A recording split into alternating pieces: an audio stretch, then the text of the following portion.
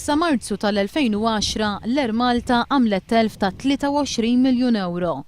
Minħabba dan it-telf li baqa' jakkumula matul is-snin, il-pjan ta' ristrutturar li sar minn Ernst & Young qed jipproponi li l-Air Malta tnaqqas 500 ħaddiem minn magħha.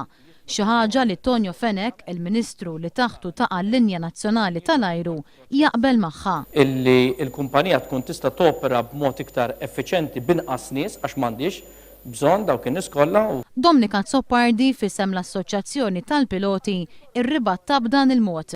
Billi nkeċċu 500 ruħ jaħdmu mill-Air Malta. U mbagħad ġibna nofs tużana barra li kważi jaħdu l-istess flus. Fejn konna bqajna ħalli ngħidu ċara. Zoppardi tkellem dwar il-mismanagement fil-linja nazzjonali tal-ajru u kif dan qed iwassal għal maġġor parti tat-telf tal-kumpanija.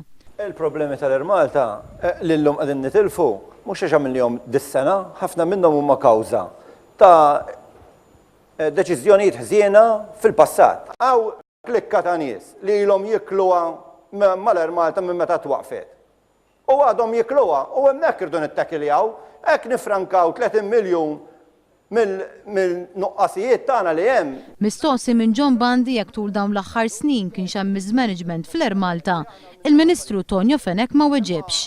Qal biss li l-pjanu li sas-sena 2014 it-telf se jkun spiċċa u l-linja ser terġa' tagħmel il-qlieħ. Min-naħa tiegħu il-kelliem ewlieni laburista tat-turiżmu Gavin Gulija qal li l-Air Malta hija kumpanija tal-Gvern u għalhekk id-direzzjoni politika u amministrattiva hija tiegħu.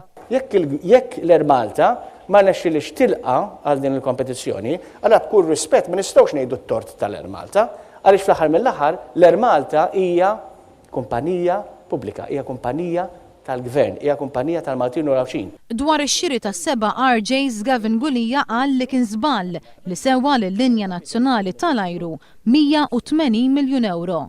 Qal li kien ikun aħjar li kieku dawn il-flus intużaw biex jindirizzaw l-isfidi preżenti. Is-Segretarju Ġenerali tal-General Workers Union Tony Zarb tkellem dwar l-ingann li sar lil ħaddiema mill-Gvern lejlet l-aħħar elezzjoni ġenerali. Iddeskriva l-ftehim milħuq bħala wieħed mill-aktar agreements ibsin u spjega għaliex. Illi jekk mhux ħajtlaħaq ftehim, jew ħanbijaw parti sostanzjali mill-kumpanija li privat, jew nagħlqu l-kumpanija.